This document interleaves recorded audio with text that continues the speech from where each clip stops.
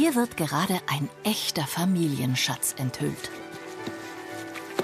Dieser ganz feine Strich, also das ist wirklich, ich kann mir es kaum vorstellen, dass man so zart auf Glas malen kann. Ich habe es vor 5 Jahren von meinem Onkel dann bekommen, der damals gestorben ist, und ich habe das dann in der nächsten Generation, also 3. Generation jetzt. Und es wird auch weitergegeben in der Familie.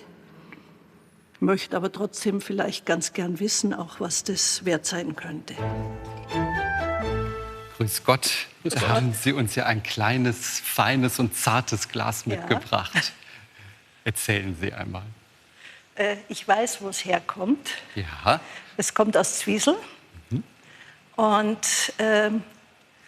das hat der Bruder meines Großvaters, der Bruno Mauder, der die Glasfachschule gegründet hat, entworfen und eventuell auch selber designt. Das ist ja wunderbar, sozusagen, da so ein direktes Glas von dem Leiter der Glasfachschule zu besitzen. Erstmal ist das schon mal eine ganz elegante Form hier, so ein kleiner Kelch, so eine Fußschale würden wir das wohl nennen, ein Fußschälchen. Und das ist, nachdem es geblasen ist, ist es von außen mattiert worden, ganz zart. Und auf die Mattierung ist dann die Malerei aufgetragen. Das ist so ein Eisenlot vielleicht oder eine rote Farbe, die dann eingebrannt wurde, deswegen da auch fest drauf sitzt, wie in der Porzellanmalerei im Grunde. Und diese Malerei, die ist ganz wunderbar. Also wir sehen hier 2 Damen, die eine hält einen Blumenstrauß, die andere hält hier so eine Kanne in der Hand.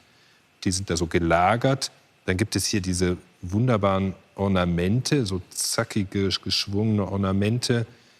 Und hier so eine Gestalt, die steht mit einem, ja, so einem Windhund, würde ich sagen, auch herrlich stilisiert dargestellt. Und hier ist wieder eine Frau gelagert mit einem Blumenstrauß in einer Vase. Also da nimmt die Schale auf sich selber so ein bisschen Bezug. Hier sehen wir tatsächlich die Signatur. Bruno Mauder. Die habe ich noch gar nicht gesehen. Ja, da steht sein Name drauf. Das ist ja ein gutes Zeichen, denke ich. Ja.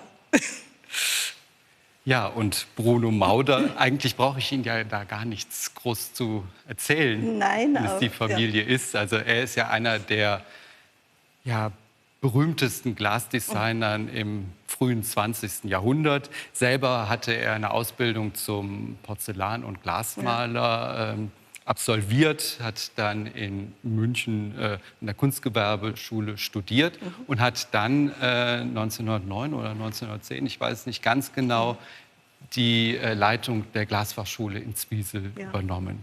Und er hat sie, glaube ich, sogar, Entschuldigung, er hat sie, glaube ich, sogar gegründet, die Glasfachschule. Na, die war schon da. War schon? Er wurde dann empfohlen von, ich glaube, seinem Lehrer, sie dann als Leiter dann zu übernehmen. Sie kränkelte die Schule und durch ihn ist sie dann richtig zu Leben erwacht. Ja, und er hat es halt auch wirklich geschafft, ganz moderne Entwürfe, oft auch vom Bauhaus beeinflusst, dann auf Glas zu übertragen. Hat oft auch eher traditionelle Glasformen benutzt und dann aber doch sehr moderne Sachen entworfen. Ja, und das hier, das ist wirklich wunderbar und es ist eigentlich schon so auch so in der Tradition des 3. Rokokos geschaffen. Also auch eine ganz typische Arbeit für die 1920er Jahre. Also ich glaube, wir sind beide ganz begeistert von dem Stück. Diese Figuren sind ja quasi als Ornament aufgefasst. Diese Damen, die gruppieren sich da in einer höchst harmonischen Art und Weise. Und das ist ja auch die ursprüngliche Funktion von Ornament, so eine Ordnung zu schaffen. Nicht? Die wirkt auf den ersten Blick ja so, kann man beinahe sagen, auch etwas chaotisch, mit so plötzlich diesen ansteigenden.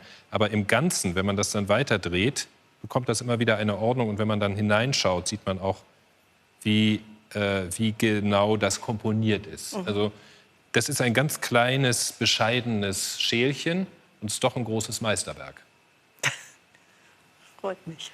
Wurde denn das, aber da wurde nicht draus getrunken, für was ist das? Also das ist wirklich eher ein Vitrinenobjekt.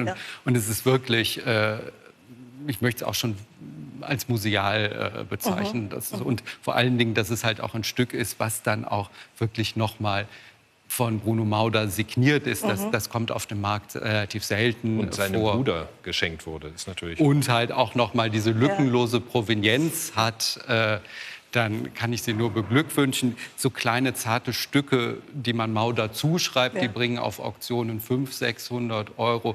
Wenn sie dann von Mauder signiert sind. Es gab eine Schale, die auch mit so Bauhausdekoren versteigert und die hat um die 2000 Euro gebracht. Und Aber eine größere dann, oder? die ist etwas größer, aber ich kann mir durchaus vorstellen, weil das wirklich so eine perfekte Schale ist und dann halt von ihm selber bemalt ist und diese Provenienz, also dass sie hier auch in diesem Preisbereich sein werden. Also herzlichen Glückwunsch. Aber es wird eh nicht verkauft, es bleibt in der Familie. Das ist schön und soll auch so Aber sein. schön, dass wir Sie ansehen durften. Ja, danke Ihnen. Dankeschön.